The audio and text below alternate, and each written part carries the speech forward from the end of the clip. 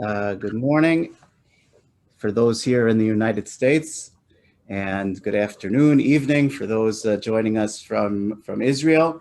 It's a great pleasure for us to have this morning with us Rabbi Yoni Rosensweig and Dr. Shmuel Harris, who have co-authored a book which is soon to be published.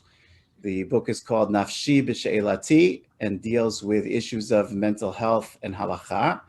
And although the book is coming out first in Hebrew, plans are already underway for the English translation of the book, which may be a little bit longer until it comes out, but hopefully will be available for the English reading public as well within a number of months.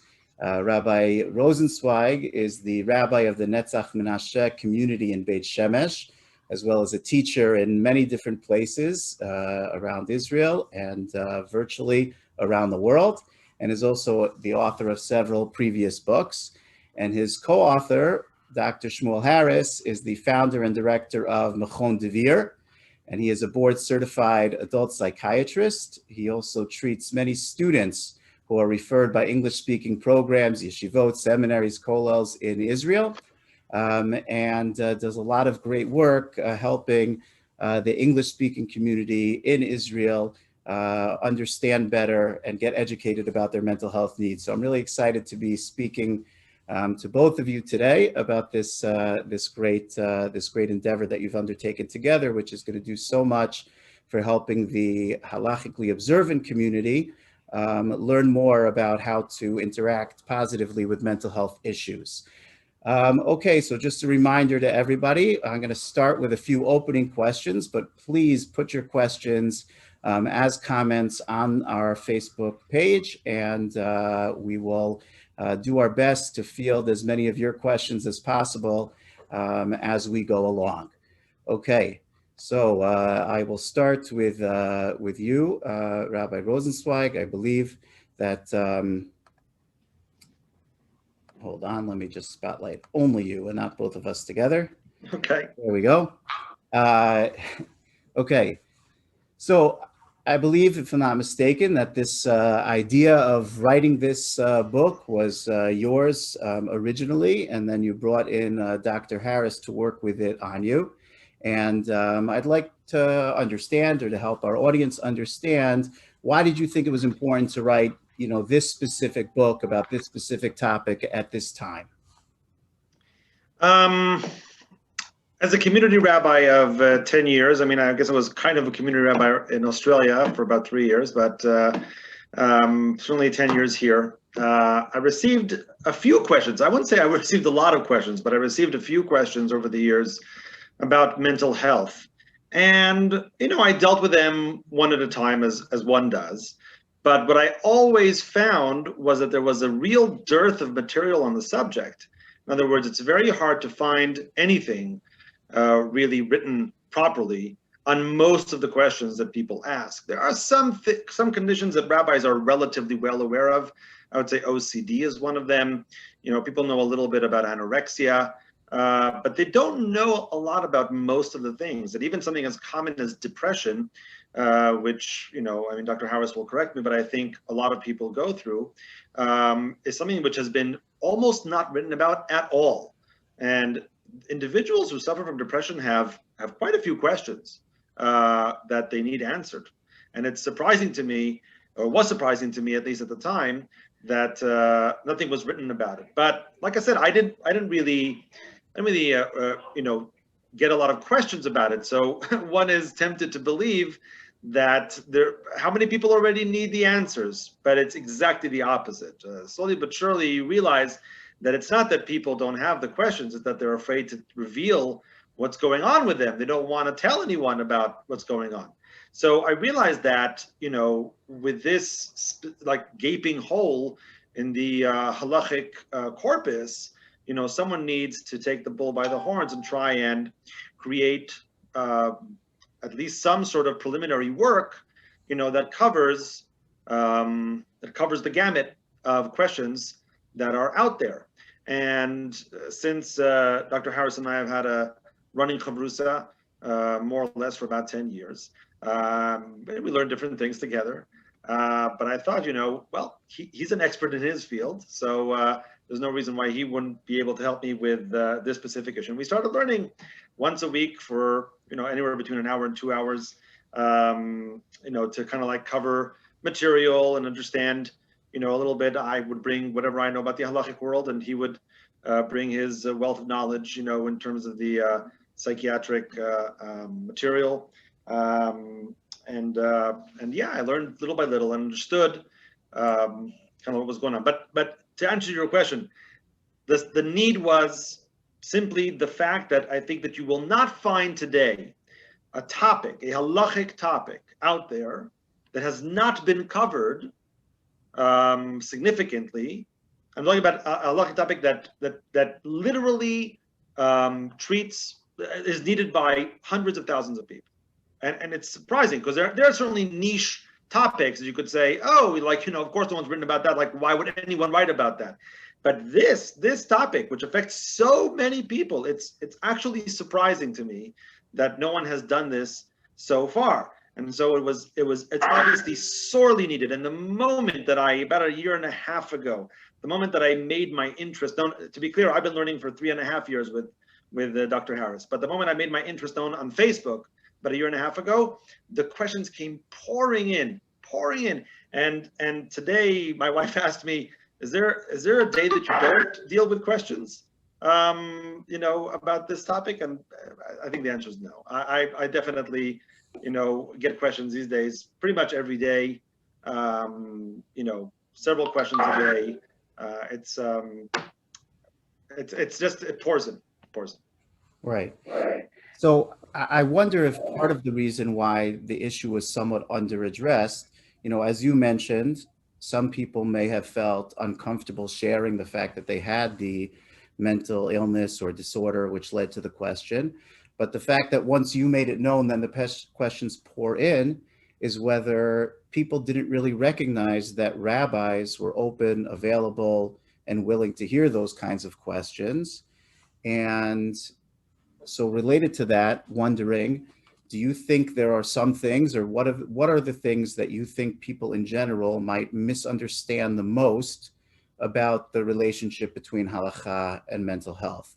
Whether those are misconceptions that maybe some rabbis have, or maybe misconceptions that people, not realizing that they could ask the question, might have had. I think there are many misconceptions, first of all. I mean, certainly as a rabbi who did not have any knowledge of mental health about 3.5 years ago, I can definitely speak about my own experience. And I believe that many other rabbis have similar experiences. We simply do not understand this world. It is tempting to believe that when things are in people's heads, that's where they stay. In other words, that this is something that you can simply overcome by changing your perspective, or talking to the mashgiach, or talking to some wise individual, et cetera, and he'll help you. It would be like trying to cure cancer by putting a Band-Aid on it. It doesn't work. People who are suffering from mental health issues are really suffering, like really suffering. Not like it's in their head and all they need to do is get up in the morning and see that the sun is shining and the depression will be over. It's not like that. There's something that's really going on. And I think that rabbis don't always understand that, or give that the proper place that mental health deserves to it. They don't give that to it. It's a real medical concern. And I think that's necessary to realize. On the other hand, on the flip side of that, and maybe it's a chicken and egg situation, I don't know what caused what, I think people really believe that it's their fault. I think part of the stigma, part of the unfortunate, one of the unfortunate, I'd say, side issues of the stigma is that people themselves believe it. The people who are suffering believe that the stigma is real, meaning they believe that it is in their heads. They believe that, they can't, that they need to somehow overcome whatever it is that they're going through, or else they're failing themselves, they're failing God, they're failing religion, that what they're doing, that what they're experiencing is causing them to be bad Jews, that they can't possibly come back from the things that they've done. Terrible, terrible situations, right? I mean, we need to be there for them, to support them. That's not so. I I got a question from someone with the diagnosis of DID, of a dissociative identity disorder. Someone who basically would wake up in the morning and find that the previous night she had done things that she wasn't aware of. The evidence was on her phone. She felt, very, very despondent. She said, as a religious Jew, how can I make my peace, with this situation? It's not right. Like I'm a religious Jew, and this is what I'm doing. And you have to support these individuals and tell them, look, it's not your fault. There's something else at work here, and you're not to blame. So people feel like there's no answer to these things. Like they're just bad Jews. They're failing God. They're failing themselves. They're failing religion. And if they knew the answers to the questions that we put in this book, if they knew that there were halachic responses, if they understood that the rabbis can be sensitive to all these needs and that you don't have to suffer. It's kind of like the Moreh Nevuchim, the Guide to the Perplexed, where the Rambam said, you're either a logical individual or you're a religious individual. And the Rambam said, no, you can be both. You can be logical and religious. So people think they can either suffer, and be religious, or they can tend to their medical, mental health needs and be non-religious. And I say that's not true. I say that's not true. I say that you can be religious and you can tend to your mental health needs. You could be both, and it's fine. And you only need to know how to do it. And that's what's necessary.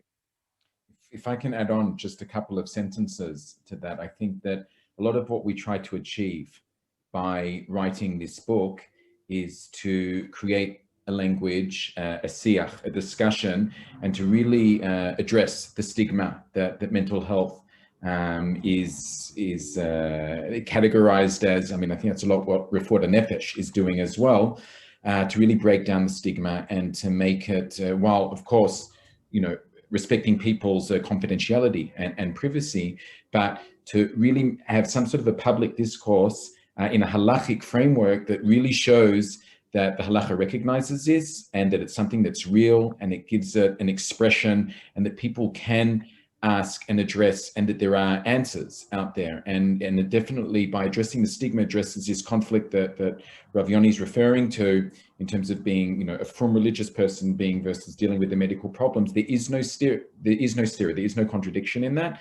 And on the contrary, it's something that really, halacha has a lot to say. When you look at the principles and you really go through it, you can see that there are some very clear approaches in terms of how things are dealt with. So I think that really it has both a practical application in terms of helping people, but really a much larger application on a communal level in addressing stigma. And Rav Noam, what you were asking earlier in terms of why now, I think that there's l'kol zman ve'et, and we see that this is really a lot of the discussion that's going on in the community, in the Jewish community, in the world in particular, and especially at a time with Corona. Mental health is a very hot topic, and it's something that's being addressed, that we see both in the whole world and certainly within the Jewish community as well, and especially, like I did a lot, as you mentioned, with seminary and yeshiva students, that the schools themselves have become a lot more open to this now as well, and really encouraging that people are seeking out mental health. So I think that it's really a real opportunity that we have here, both with this book and with Corona and everything that's going on, to put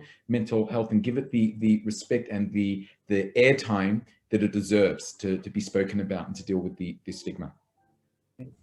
Absolutely. Well, now that you've joined the conversation, let me direct a question to you.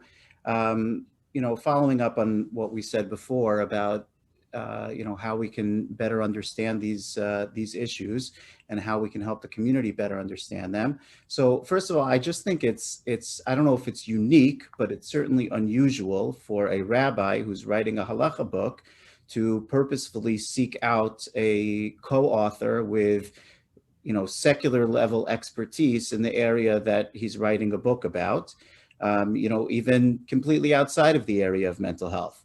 Right? That's not always so common.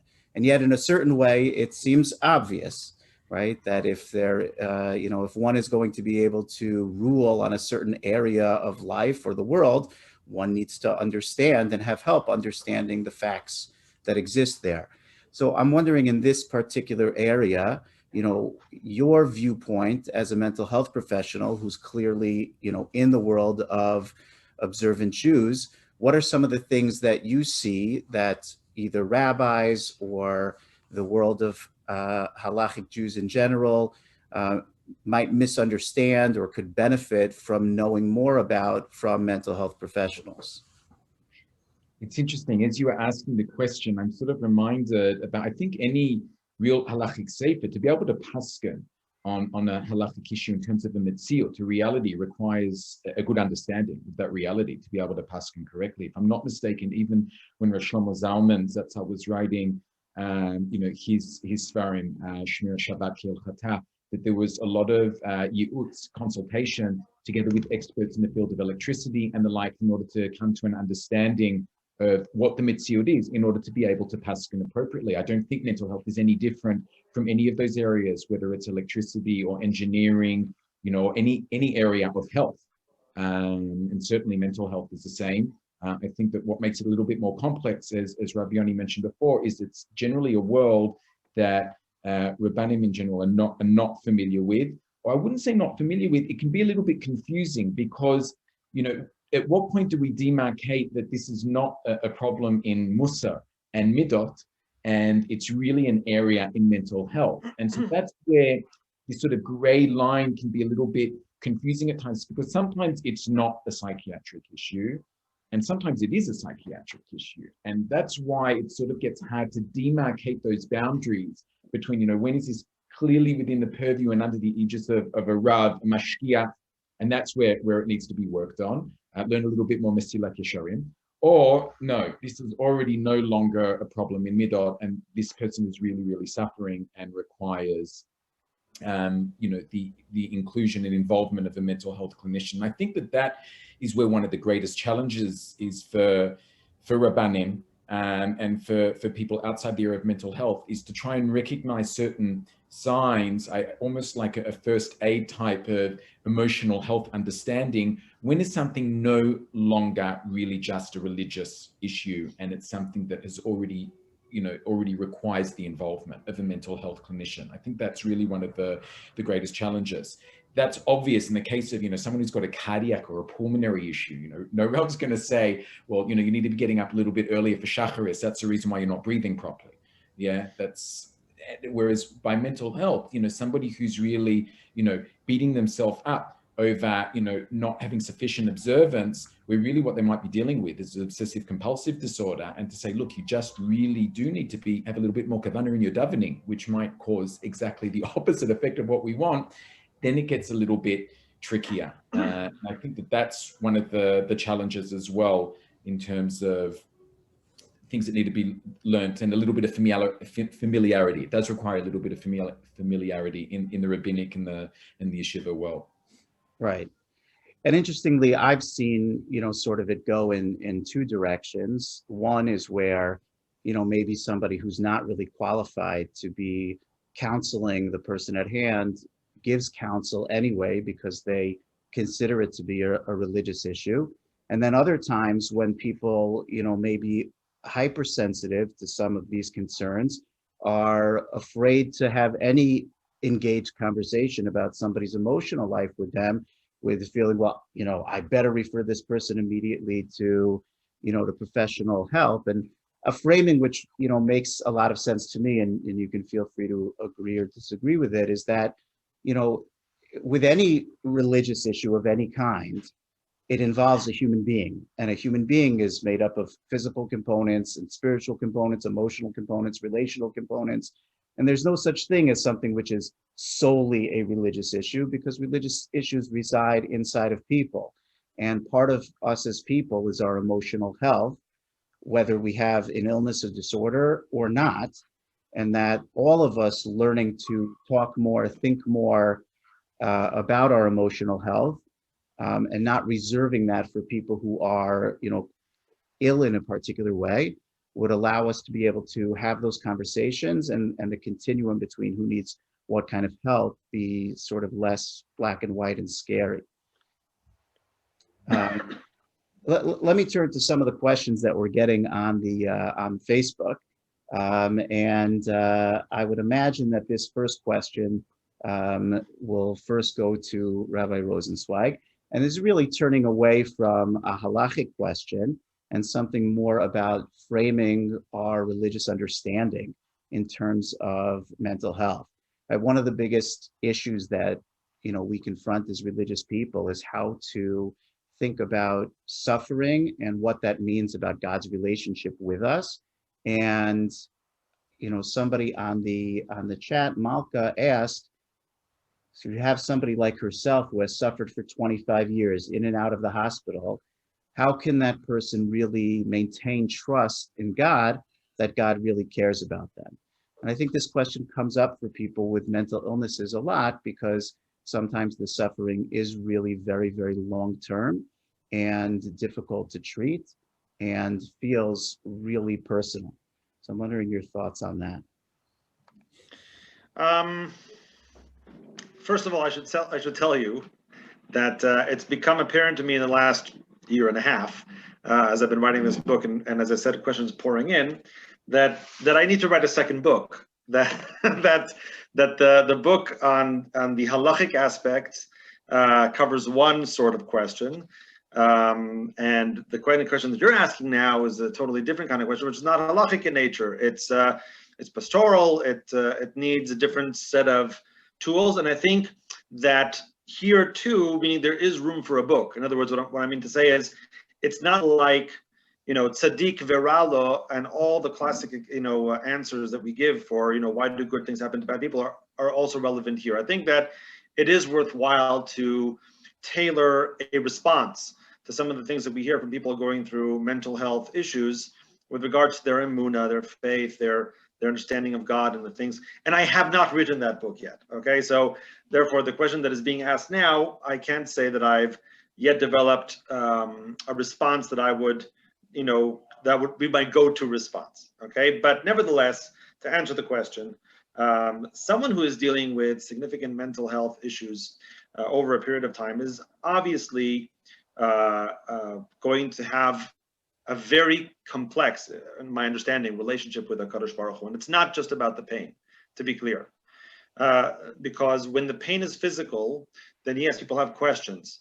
But like I said, they accept the fact that the pain is real and that they can't handle this, meaning the cancer is not my fault, the diabetes is not my fault, whatever it is, it's not my fault, it just happened to me. And yes, that's troubling, and I question things because of that, but at the end of the day, that's not my fault. While with people with mental issues, they are troubled by the fact that they may be to blame for some of this, and they don't understand why they were put in this situation in the first place.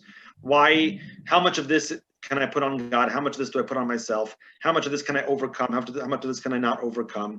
It's a double challenge for those individuals. And so here, what I really think needs to be done. I was asked a question like this just today, by the way, by an individual who've been suffering from many ailments for many years.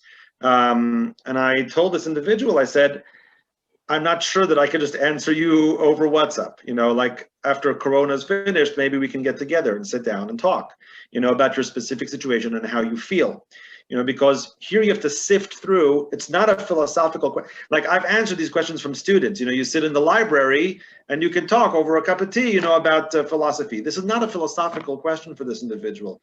This is a deeply personal question as well. And you need to sift through the personal and the philosophical and put them on two separate sides and understand what the person is actually going through. At the end of the day, if I had to give a general answer to the question, I would say that the person needs to think, not just what the challenges have done to them, but also perhaps what they've opened for them in different ways, in terms of sensitivity to certain things, in terms of an understanding of certain things, and perhaps through that to reach some sort of, let's call it, as Rosensweig would say, a cathartic response, to what they're going through. That somehow the pain and the suffering has created for them a world that they are able to access that perhaps others cannot. But like I said, it's a very personal thing, I think, and depending on the person, I would answer the question. Right. Okay, yeah, it's definitely very difficult, and I think that people's people associate their very sense of self with their mental well-being in a different way than sometimes they do with their physical well-being. although, sometimes there's quite a bit of crossover there as well. Okay, I'll take one more question from the chat and then go back to some of the things I had in mind. So David asked, and I think that this could really benefit from answers from each of you. So if you have a rabbi or a teacher addressing a congregation, I just had this conversation with my wife, who's about to teach a class to some students about the Torah's view about disabilities in general. And then the question that one of my children said was, well, what if somebody in the audience that you don't know has a disability, right?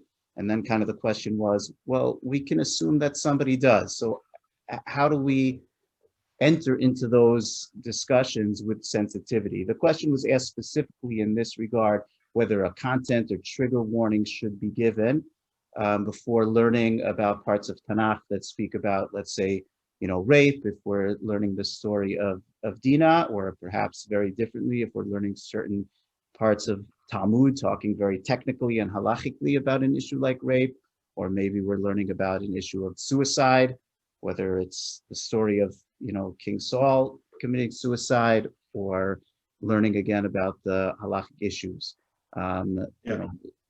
So what's the approach to that and how it might impact the audience? I'll just say something quickly, because I think this one's for Dr. Harris, actually.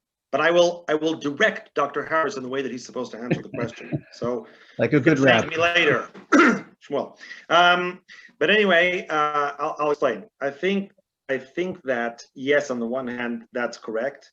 But on the other, meaning to give trigger warnings or to try and be sensitive, yes. I remember giving a shiur a few years back in my community about the LGBT community, and as an aside, when I was talking, I said, that I don't know any gay people necessarily, or I know a few, but I don't think, I really know anyone in the community. And then someone after the shiur came to me and said, of course you do. You just don't know that you just don't know who they are. But of course you know them. Yeah. So, of course, many times we speak to an audience, we have no idea who's in the audience, but we definitely need to be wary of that. That said, and here's the part that I think Dr. Harris will be able to speak to more than I can. I have noticed that it's a bit of a lose-lose situation, meaning no matter what I say, and if there are sensitive people, someone will get hurt. In other words, it's almost impossible for me to be careful enough. So for example, with discussing autism, right? If I say autistics, some people will correct me and say that's not sensitive. You should say people with autism. And when I say people with autism, others will correct me and say you should say autistics. And everyone has their own point that they say, oh, that's more sensitive. Actually, that's more sensitive to say, et cetera. And to some extent, you can't win with some of these things. Besides the fact that when it comes to, let's say, things like PTSD, my understanding is that you can't even know what will trigger a person. In other words, you can do things that you can say certain words, or someone can smell something, or it can't even be known, what actually will trigger an individual in a specific situation. So while, once again, I am not against trigger warnings, I think we need to understand that kind of thing is almost impossible to cover all bases. But I'm happy to hear Dr. Harris's perspective. As usual, I agree with Rav Yoni. I will perhaps add, yeah, definitely it's hard to cater for all situations, and there will be certain situations where people will be triggered and could potentially be triggered quite significantly and inadvertently without us knowing, a certain word that was used, an expression, a phrase that might actually cause some sort of a flashback or a dissociative type episode, especially for people who've been through very severe trauma, and when talking about, potentially sensitive topics as well. What I will say is that, if people can see that the way that we're communicating is in a validating and understanding and non-judgmental way, that can often remove a lot of the danger and threat of talking about sensitive topics when they're approached in a way that demonstrates an understanding, an openness, a curiosity, and really a validation for how sensitive these topics are. I think can really go a long way to preventing a lot of issues from developing.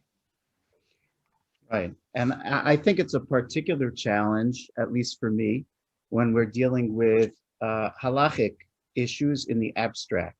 Because I think that when we read the story, let's say, of Dinah, right, being raped, so many of us understand that, you need to express a certain sensitivity. but perhaps when we're giving a very technical discussion, right, about the laws of, what payment is made for, for a, a rape allegation, etc., we tend to get into, at least in a certain quadrants, a certain kind of, very technical, legalistic type of discussion, which feels very detached from the human world. And, kind of, keeping in mind that human beings are involved in thinking about these things when they're so abstract is sometimes difficult. Okay, let me take us in a little bit of a different direction now. So now that I have you back on the screen, Dr. Harris, so one of the things that definitely one senses in some of these halachic discussions is that there are certain needs that somebody with mental illness has, and it sometimes feels like there are certain impediments within Jewish law for being able to meet those needs. And the role of the rabbi is to try and figure out, when is it appropriate and not appropriate to give certain religious license in face of the mental health needs. So I'm wondering if in the writing of this book or in addressing the questions or learning as you have about these questions, what might be some examples, or did it ever happen where you felt that somebody in this situation needs this from a mental health perspective, from a medical perspective, but halacha could not yield and allow for that to be done for them?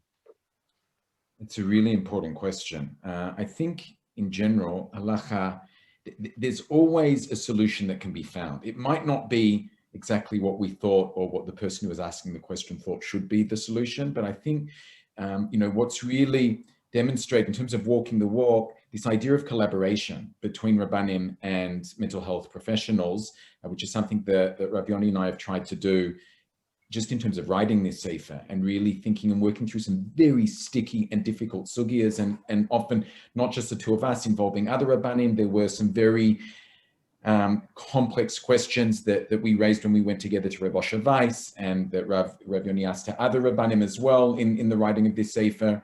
But I think that, where there's, I'm not sure I can say where there's a will, there's always a way. There is a way, even if we don't realize that way wasn't exactly what we had in mind. And I think there's always a way to be sensitive and to come up with some sort of a solution that addresses the underlying suffering of what the individual is going through. I think the bottom line is that the halakha is very, very cognizant and recognizes mental health suffering as being genuine and real suffering. And that's what we've tried to do in this sefer, to give that a very concrete expression that it's something which is real. So the answer is that even in very difficult and complex cases, there are solutions, and those solutions are found when there's a very close collaboration and connection between, Rabbanim and mental health professionals. And, I'm not trying to paskin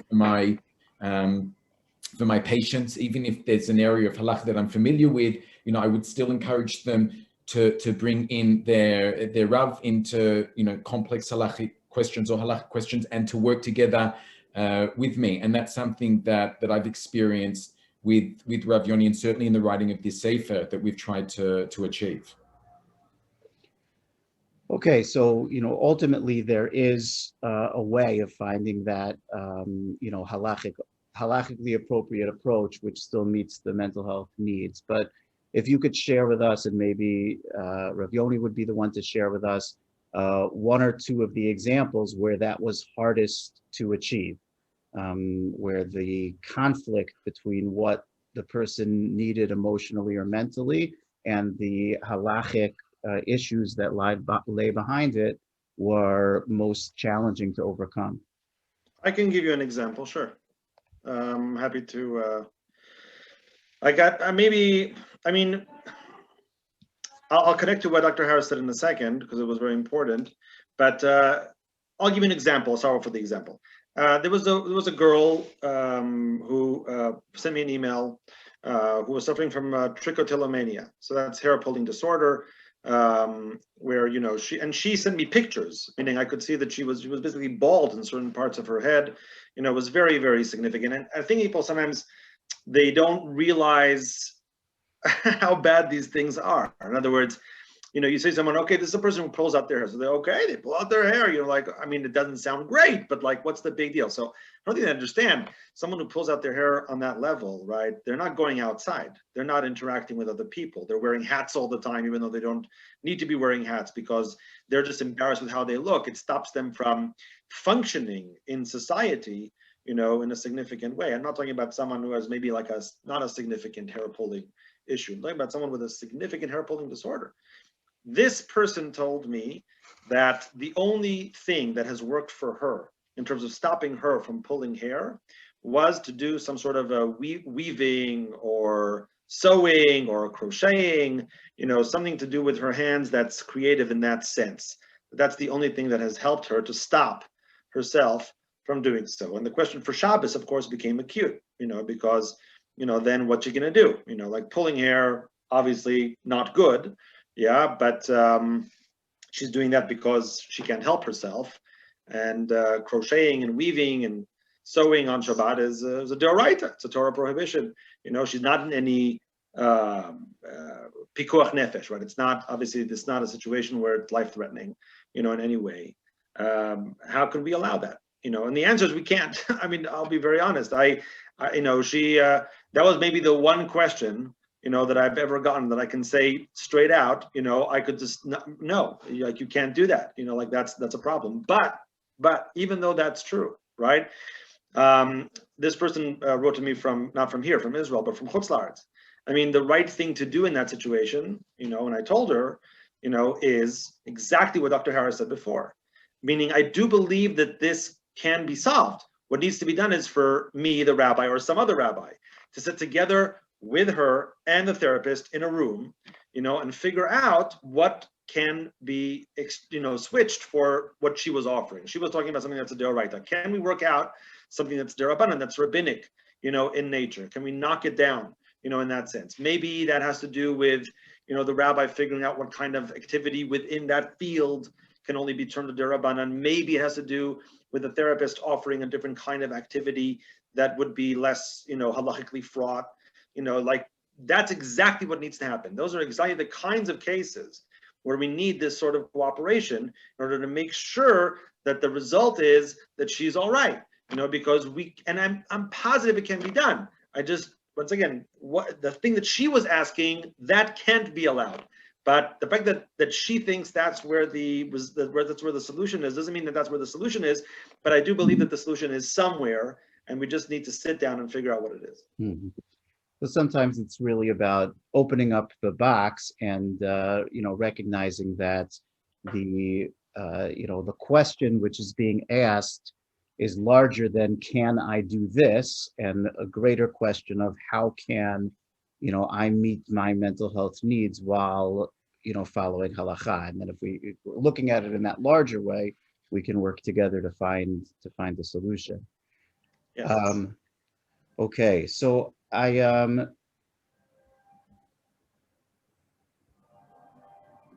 okay, let me ask some question that's coming on online here. A little bit of a specific, but something which maybe is quite relevant to some people. So David asks, if you have a known alcoholic at your house for Shabbat, should you refuse them wine? Are you obligated to make kiddush on grape juice to avoid the problem? Even if, let's say, your normal custom is specifically to use wine, feeling that wine is more appropriate for kiddush. I assume that if we would make this question about Pesach and the 4 cups, that it might be slightly more challenging from that perspective. Yeah. So. I think that maybe Dr. Harris is the right one to reflect on the question of whether this is a problem to do in front of an alcoholic. I'll just say one thing, and then I would like him to hear his position on that. From a halachic perspective, I think that switching wine for grape juice is not a problem, even if one's minhag is usually to do on wine. But if need be, meaning if there is a need, if there is a professional psychiatric need to do this, then yeah, absolutely. We should definitely switch for that purpose. I'll just mention like a question that came to mind when you asked this question, similar question, which is that there was a question that I was asked about someone who's bulimic, whether once they went to the bathroom, they threw up whatever they were eating, should they make birkat hamazon, should they make a bracha achrona on what they ate, yes or no? And without going into the halachics of it too much, most authorities said no. And the Chazon Ish, there's a rumor in the name of the Chazon Ish that he said yes, not for bulimia, he said for just like a regular case. He didn't know about the bulimia, but in a case where someone threw up what they ate, that the Chazon Ish said yes, they should make a bracha. So I guess the classic thing to say, right, in that situation, Yachid v'Rabim, Halacha Rabim, we go by the majority. The majority opinion was that she should not say a bracha. But then I imagined to myself a situation where a person comes back to the table and everyone's benching and they're not benching. And what's everyone thinking about that person? And how does that person feel in that situation? So it's a bit dangerous to just tell a person what the straight halacha is, meaning, so just don't do it. Don't bench. What situation are you now putting that person in? In a family meal, or people don't know if she's bulimic necessarily. What are you doing to that person, right? So in that situation, you have to be clear. Yeah, if you're alone, but if you're with people, maybe you should rely on the Chazon Ish. Maybe you should just fake that you're benching or whatever you want to say, but you have to worry about what the person is feeling as well. So I would say also here, right, just be wary that any change at the Shabbos dinner table, when someone is a guest, might be noticed, might be felt.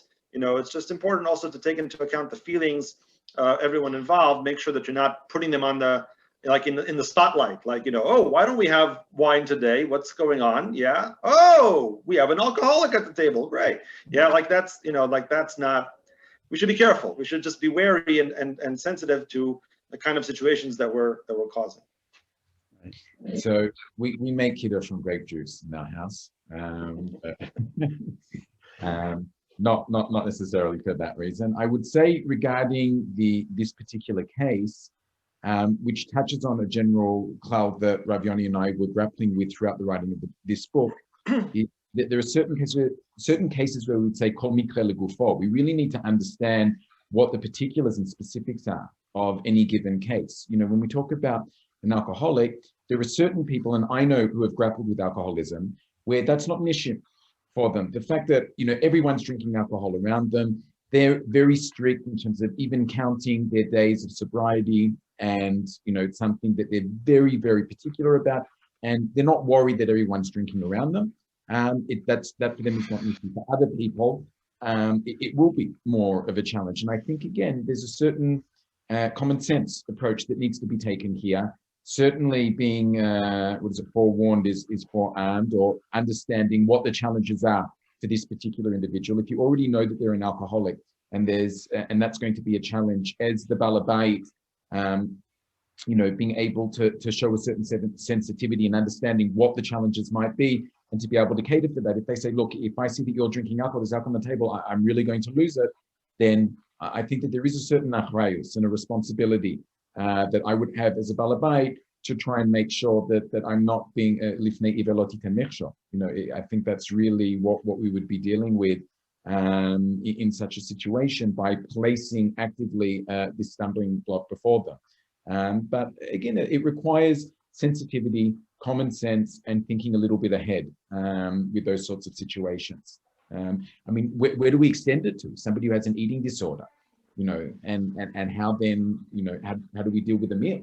What is it that we need to take into account? You're putting food, somebody who's on a very strict diet as well. I think all of these things need a lot of forethought, especially with things when we're talking about eating disorders, which are among some of the most complex in mental health, as Rav Yoni and I discussed on numerous occasions, and also discussed with Rav Osher as well on separate occasions.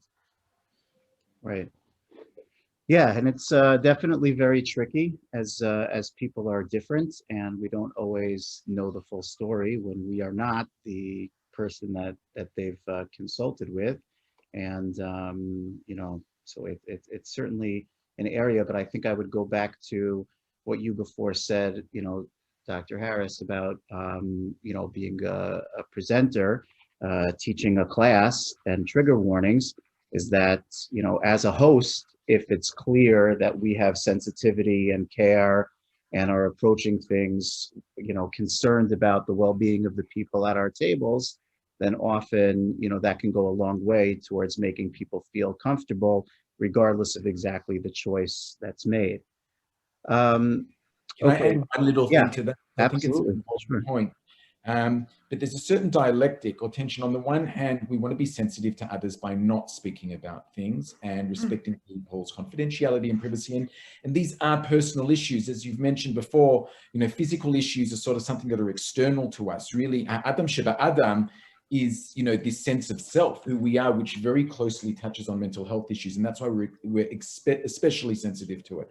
On the other hand, it can sometimes be invalidating if we're too scared to speak about anything and to bring it up. And I think that a lot can be achieved in a validating, non-judgmental way, not in order to embarrass people and to have a certain amount of common sense. We're not to talk about it, but sometimes it's appropriate to talk about it and to bring it up. And it really reduces a lot of the stigma and weight and fear that goes into speaking about a lot of these topics. I know with a lot of my clients and patients, when I put on the table in terms of speaking about things like self-harm or suicidality, and understanding that people, do things for a reason, it all of a sudden, reduces a lot of the judgment that they have about themselves. So, if we're able to have open discussions within reason and not, chas v'shalom, embarrassing someone, but we show that we're not scared about talking about this, and it's something that, that we're not judgmental about and validating about. I think that a lot can be achieved in the types of conversations that we're having in our own homes, and with our peers and colleagues and community members. Right, absolutely. And, I think that those kind of small changes in the way that we're talking about things, especially when we're, taking the opportunity to, speak about ourselves in a way that can make it clear that we're open, can ultimately, have an impact on the whole way everybody feels about it. I've tried recently, when people ask, how are you doing? To give a little bit more of a real answer. And I don't know, I'm hoping it's helping the environment. It may just make people feel uncomfortable. But if I'm feeling a little bit anxious, I'll say, well, I'm having an okay day, but I'm feeling a little anxious today. And kind of the idea that, talking about emotions doesn't have to be so frightening, can kind of change the atmosphere with some of that low-hanging fruit in a certain way. So speaking about how we can influence the community, I want to talk a little bit about communal reactions to, this kind of work, and also about, ways in which, we can have a positive impact on the community. So first, in terms of communal reactions, and I'll go back to you, Rabbi Rosensweig. Definitely, I would say, looking at the questions that, you have been putting on Facebook. I've seen a number of the ones that you've posted there and your responses to them, as well as the one that you posted in English on our blog. Your tendency is to try and find ways to permit what can be permitted in order for people to meet their mental health needs, right? So for example, on our website, you have in English one of the questions from your book, which allows, under certain restricted circumstances, definitely important to mention, somebody who uses writing and journaling on Shabbat to be able to do some forms of that on Shabbat. And for anyone who wants to get more detail, please look at the details that Rabbi Rosensweig mentioned there. I'm wondering about pushback.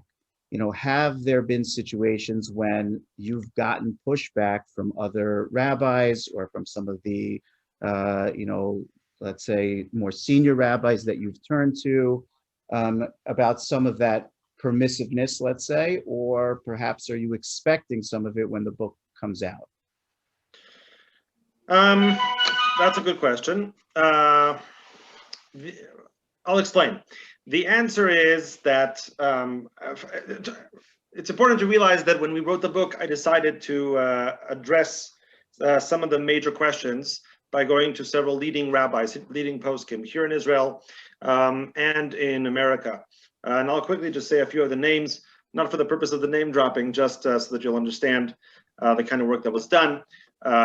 So Dr. Harris and I went to see Rav Asher Weiss together, but beside that, and I know you want all the names, that's okay. Rav Nachum Eliezer Rabinovich Zatzal, Reni Kapra Mishkavo, my Rebbe, Rav Rehema Cohen from Otniel, Rav Baruch Gigi from Har Etzion, Rav Yaakov Ariel, the previous chief rabbi of Ramat Gan, Rav Dov Lior, Rav Itzhak Zilberstein, a Haredi posek from Bnei Brak, Rav Eliyahu Bargil was a Sephardi posek, also in the Haredi world, Rav Hershel Schechter, Rav Mordechai Willig from America, who I also spent a significant amount of time with, asking questions. And more. The idea was to get answers from the entire gamut of the Orthodox world so that everyone would feel comfortable with at least one of the names in there. The goal was not not for me to say that I met with them, but so the people who opened the book would say, instead of saying, who's Yoni Rosensweig, would say, oh, Rav Hershel Schechter, fine, yeah. And then they would rely on what's in the book, because the goal of the book is to help people. And if it was just me signed, then it wouldn't help people. People many times ask me, did you see any difference between the Haredi poskim and the modern Orthodox poskim? The answer is no. I saw no difference. In fact, many times the Haredi poskim were more lenient in certain things. And the reason I saw no difference is because when it comes to mental health, when it comes to health in general, the poskim are happy to help. They're happy to help. They're happy to be there for people. They want to give psukim that will help people, will assist people. And they're not afraid either, because a leniency that you give in a regular situation can be abused. But the leniency that is given in a situation of choli, of sickness, they trust will not be abused. They trust that people will understand the difference between someone who is unwell and someone who's well. And they don't think that the same leniency that is given for someone who's unwell will be then abused and used in other situations. That said, with all that said, do I expect pushback in the future? Absolutely. Absolutely. I'm sure, I'm almost positive that when the book comes out, there will be some pushback on both sides, on the professional side and on the rabbinic side. On the rabbinic side, there'll be rabbis who are unhappy with some of the psukim that are given. It could even be that you'll find that some of the poskim who signed off on certain things will then say, oh, I didn't understand the case and I would never have said that, or etc. I'm expecting that sort of thing as well. That could definitely happen. And on the professional side, I'm sure there will be professionals who come and say, I would never have given that advice. I think that that's wrong, etc. Because kishem shepartzu fehem shonim kach deotehem shonot, and I'm sure Dr. Harris will tell you that within the professional world there are many opinions about different things, and therefore it'll definitely be so that there will be pushback. However, I say one thing, which is the thing I say always when asked about this. I welcome it. I welcome it. Whenever you write the first book of anything, there are going to be mistakes. There are going to be things you could have done better. There are going to be things you could have tweaked. There are going to be things that, it's always going to be that way. And I look forward to either writing the second edition of this book or for someone else to write a book that says other things. And let's start the conversation going. If there are two books on the issue, one mine and one that someone else wrote in defiance of mine, great, then at least there's a conversation. Then Baruch Hashem, then people are starting to talk about this issue, starting to understand what's around them, starting to see that there are issues that need to be dealt with. And fine, you have different answers than me, you have different responses. I'm very happy with that. I don't think that that's a problem, but I have not yet received pushback just for the reason that I think it's still not well known. These issues are just not out there. So how many people do I have to talk to about these issues? Anytime I even want to talk to anyone about it, I'll first have to explain everything that there is to say. I'll have to spend hours just explaining the topic. So there's like a handful of rabbis that maybe even understand what I'm talking about. So that's why pushback not yet, but definitely expected. Maybe Dr. Harris has what to say about the professional side. I don't know. I think as Rav Yoni is just speaking about this, I'm thinking about the Ravid and the Rambam in terms of going at each other, or we take a look even in the Gemara itself in terms of, but this whole idea of the Milchamta going on, the Oraita, which we really want to try and create. The idea of this Sefer had a number of roles and mission statements behind it, certainly first and foremost to try and provide some sort of a ma'aneh, an answer for the people who are suffering. That's first and foremost, but also to try and help educate both the rabbinic establishment, the mental health establishment, and also to create a discourse and to make it real and to get other people involved so that it can really become an area that, as Rav Yoni mentioned at the beginning, that there's a dearth of rabbinic literature on this. That's something that we really want to change. and that it should be something which is real and identified and given tokef, validity, in terms of how it is that it's being related to. And I think that would really be, one of the best, results that we can get out of this paper, to really create a genuine dialogue. And if that dialogue is an argument, even better. Do you foresee a need? Do you foresee that you'll need to defend the book professionally to other professionals? I think that, as was clear when we were working on it, that there were times that I even consulted with other health professionals, because there are definitely different ways of conceptualizing certain cases. Mental health is not a black and white area, as we know, unlike in physical, organic, health issues. We can test things and we can prove and we can say, right, look at a chest x-ray, this is what they have. Coronavirus lo aleinu is something that we can test for in a PCR. That's not something that we can do for depression or anxiety or for bipolar or for borderline.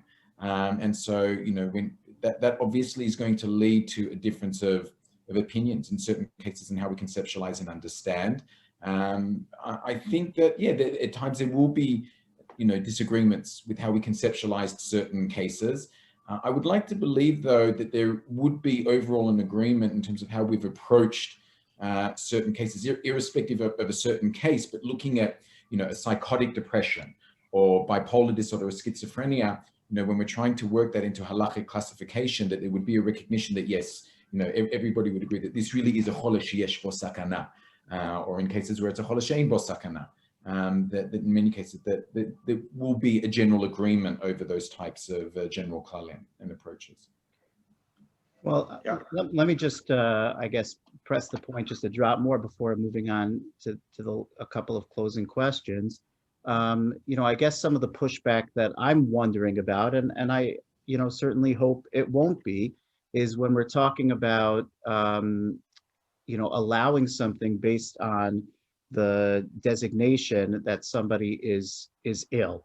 And that, you said a moment ago, Rabbi Rosensweig, that, you don't think that rabbis will be concerned that the allowance will be taken too far, and that maybe the pushback could be, say, let's go back to the writing, in certain circumstances on Shabbat issue. Of course, I permit that for somebody who has the kind of depression which, is putting them, God forbid, in a situation of significant suicidal ideation. But, come on, now people are going to apply it to people who are just sad, or, just mildly depressed or things like that. In other words, underlying it, still some skepticism about the degree to which some mental disorders are, quote unquote, real, as we spoke about at the beginning. Right. Right. So, I'm absolutely. Dr. Harris will probably remember. I mean, I think he'll remember that Rav Asher Weiss, perhaps the most often asked question in that room of Rav Asher Weiss when we met with him was, how do I know? How do I know that this is a mental issue? How do I know that this is not just some other kind of thing? Like just like it's the blues, the guy is just a little bit, whatever. How do I quantify mental illness? It was clear to Rav Asher Weiss that mental illness was a thing. It was clear to Rav Asher Weiss there was a halachic category. It was clear to Rav Asher Weiss that leniencies were needed and allowed in cases of mental illness. But the definition of mental illness, to define a case as mental illness, that was quite elusive, in nature. And I spend probably the majority of the time that I spent in analyzing the halachic side of things was spent on this. Dr. House can tell you, I put a lot of effort into this very question of trying to define the chole sheyesh bo, chole she'en bo sakana, these definitions which are clearly applied, in Orach Chaim Shin Kaf Chet and the Shulchan Aruch regarding to physical illness, to try and convert them into categories of mental illness. I wrote hundreds of pages, not hundreds, over 100, I should say, pages on the issue. I spent months on the topic to formulate it, to unearth sources from here and from there that, are really just few and far between. But in order to get to some sort of conclusion, and at the end of the day, I feel that the posskim's agreement to sign off on the heterim that I presented them with is a validation of that work. So I couldn't convince many of the rabbis I spoke to actually look over the entirety of my reasoning. That would be a project which they didn't have time for. But when presented with the topics, when presented with the cases, when presented with the diagnoses, and when presented with the kind of like the offered psak, that I was thinking, their agreement to me was a validation of the idea that yes, that I was correct in my classification. Can that classification be taken into consideration and questioned? Of course. And I am happy, like I said, I'm happy to see someone else delve into the very same sources and come up with something else.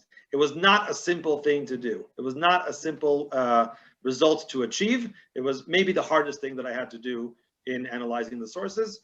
But I think that we came up with something that I think really can be taken to the bank, so to speak. Right.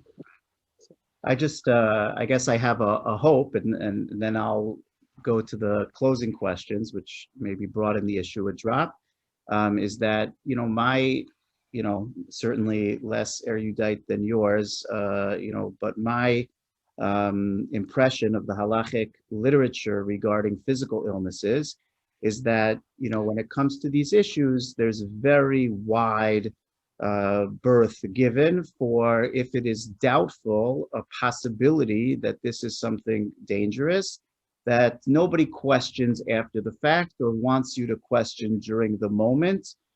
Is this real, right? No rabbi scolds a congregant who called an ambulance on Shabbat because they were feeling heart palpitations. No, you should have known that it was, that it was just what you ate or something like that, right? Nobody said, how could you have, they say, call the ambulance, ask questions later, right? That's, I think every rabbi from all stripes has that, view.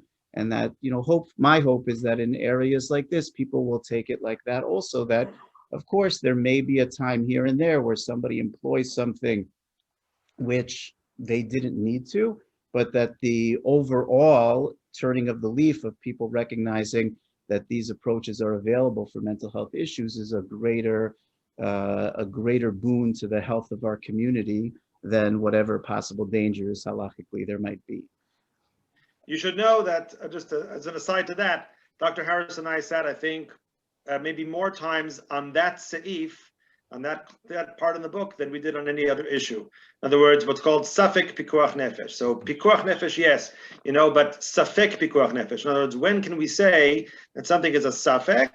Because pikuach nefesh, you might say, oh, I'm not sure. Okay, but you don't have to be sure, right? That's the beauty of safek pikuach nefesh, is you don't have to be. So how can we define safek pikuach nefesh? In what situations would we define safek pikuach nefesh with regards to mental illness? And Dr. Harris and I sat, after speaking to several mental health professionals as well, and trying to figure out what exactly we would define, because that seif is so important in the book, because it gives that birth that you're talking about, gives that space for the posek to say, okay, this is a danger. This is something we need to take into account, right? If this person says to me, I need to be journaling, I need to be listening to music, I need to be this or that or the other, or what will happen, right? What's the alternative? If I see that alternative fits into safek pikuach nefesh, then I should allow those things, even if they're deoraita on Shabbos, and that seif, like I said, that part is so important exactly for the reason that you said. Indeed, it's not only a seif, there's a whole table at the end of the sefer that goes through according to diagnoses, which is evidence and statistically based on the likelihood of issues of self-harm, suicide, based on diagnosis, whether we're talking about something like eating disorders or severe depression or borderline personality disorder, schizophrenia, bipolar, really going into the various diagnoses according to the DSM, which is, sort of what we use to diagnose, certainly in the United States, but also in Israel, mental illness, mental disorders. This was really done in a very shitati yesodi way, very structured and focused and evidence-based, for us to really, convert these musagim, these concepts, and make them applicable to mental health. The risk of stating the obvious, we know that mental health can be deadly. The lack of mental health can be deadly. These conditions are not something which are just, remain in someone's head, but really they lead to certain actions where we're talking about life and death. Whether that's pikuach nefesh mamash or safek pikuach nefesh, and therefore really needs to be related to in a very, very serious way, and one that's backed up by the evidence. And so we really went through a lot of, in fact, the whole of the DSM. I think there are a few Rabbanim that know the DSM as well as Rav Yoni does. And miktzat shipro shel adam befanav. But I can say also, when we went to see Rav Asher, he was very impressed by the level of scholarship and in terms of how many sources have been brought in, and the breadth of halachic literature and sources that at times he wasn't immediately aware of. So I think that there's been a lot of very, very significant and foundational work that's being done by Rav Yoni, and I'm happy to have been a part of that in the journey. Okay. All right, two related final questions to broaden the topic a little bit. When we talk about, and this might be connected to that second book that you are hoping to write someday, but when we talk about halacha and mental health, right? So sometimes the framing, as we discussed, is there's a certain need, there's a certain halachic impediment. How do we, can we or how can we move to accomplish both needs? But looking at it from the other perspective, are there ways in which you view halacha or the Torah lifestyle in general as things which actually promote positively mental health, not just a impediment to get over in order to do what one needs to do for their mental health, but a lifestyle or a way of being which positively promotes emotional well-being and mental health? So I think Dr. Harris will say that I'm right about this.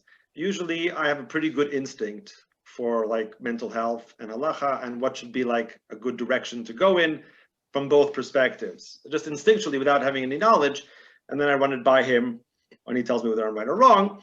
And I would say usually, Baruch Hashem, I've been right. But there are times when he said I've been wrong. And there was one time that I remember I presented to him with a certain thing and he looked at me like I was absolutely crazy. How could I even suggest that? And the situation was, one where I wrote this whole halachic seif, halachic leniency for someone who's depressed and wants to know if he has to get out of bed to go daven in a minyan, to go to daven at all or whatever, right? And you can, once again, the halachic side of things is pretty simple. It's a mitzvat aseh. If the person is sick, does he have to, be sick? If he's sick, does he have to daven? So, it's not so hard to be lenient in that situation. When presented to Dr. Harris and also other clinicians, so most of them said to me, "You're out of your mind." What this person needs is to go to minyan. In other words, he has a framework in place which could, engage, where he could be engaged, which could encourage him to get out of bed. And to participate in something, so not for everyone. Obviously, there will be situations where, yes, the person does need to be, given a heter, and he doesn't have to feel bad that he's missing minyan, etc. But many times, if the posek says, "Oh, don't worry, stay in bed," the therapist might say, "That's not good. You didn't help me just now. You hurt me." Yeah, because I could have used that framework that the person is anyway given to, anyway involved in order to help him. Create a routine for himself, to get himself out of bed, to get himself involved in the community, to reach out to people, et cetera, and you just took that away. So, I think that we don't always realize that halacha doesn't have to be a hindrance to mental health. It could be a help, right? We don't have to strip it away every single time there's a problem. Sometimes the problems are actually helped by a halachic system, by a halachic framework. We can put that into place for a person. It could be a real saving grace, for him to have that structure in place. And I'm positive, without even asking, that Dr. Harris has a lot of stories like that, where I'm sure that the religious lifestyle can be of assistance to the individual rather than being a hindrance.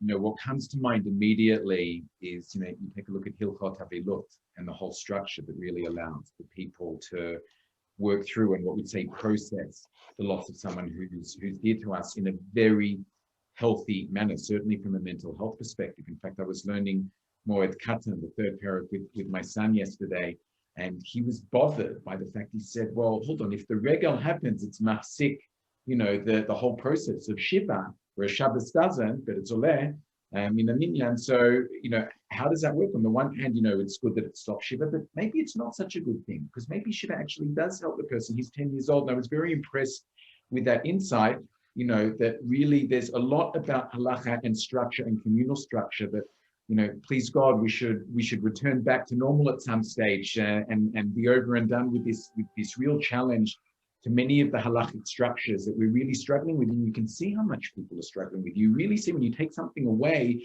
how much we actually need it and how much it gives to us in terms of shul and minyan and shiurim and all these things that are in structure and in terms of and weddings and being able to attend things and levayas. All of these things are what we need in terms of feeling connected, as so important for mental health. I was asked in an interview that I did a couple of weeks ago in the UK, over Zoom, over Instagram, where, which group was I most worried about during this period of time, during COVID. And really, when I thought about that, it was, the people who are single and isolated and the elderly who are isolated. These are the people that we need to really try and be looking out for and worrying about, because the isolation is almost unbearable and is, a mental health challenge in and of itself.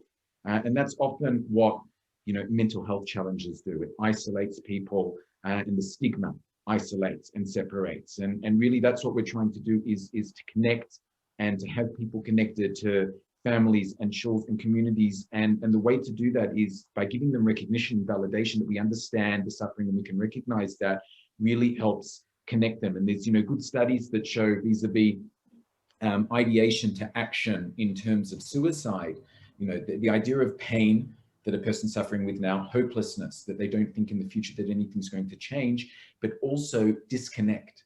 And not being, connected to other people and feeling either different or shunned or invalidated is one of the big factors that can really push people over that line. And so it just shows how important it is, these religious structures and frameworks and institutions that we have, and that are completely mandated and encouraged by halacha, really encourages a very high and fosters a very high level of mental health support. And so there's a lot to be proud of and a lot for us to draw on as from Jews. Yeah, so, you've both spoken quite a bit about connection and community and the way in which that's supportive and helpful to people, whether they have mental health disorders or not. And that's an excellent part of the, Torah lifestyle, which can really be helpful. On the flip side of that is that for people with mental disorders, so often they're feeling that disconnect while being part of the Jewish community because they're feeling like they cannot express about that part of themselves. So I'm wondering if we have some, closing thoughts. Rav Yoni, you're a community Rav as well as a teacher and an author, right? About what Jewish communities, synagogues, other community structures can do to change the way in which people with mental illnesses are incorporated with the community and feel more comfortable accessing that community support, which is so important. I can only bemoan the situation at the moment. It's not good. I think that our communities are woefully unaware of what goes on inside the community. One person whose daughter suffered from an eating disorder went to visit her in the psychiatric ward, and after he came back, he told me that when he was there, suddenly he saw everyone. Oh, hi, you're here, and you're here, and you're here. He saw the entire community, not the entire community, of course, but the point is that there's a lot of people you don't even know what's going on with them. You have no idea that that's what they're going through. You have no idea that's what their kids are going through. We are completely and absolutely unaware, I'm betting, in most communities, of what's actually going on with people, of what's going on with a lot of the people in the community, what they're going through, what they need. And that is not good. And the reason for that. Oh, I think you froze there. But we lasted this long, so we did pretty well. Yeah. Okay. All right. Well, if we get him back, we'll fill it in. And I definitely appreciate the beginnings of what Rabbi Rosensweig was saying there. And I, from my perspective, oh, we lost you in the middle. Are you back? Sorry.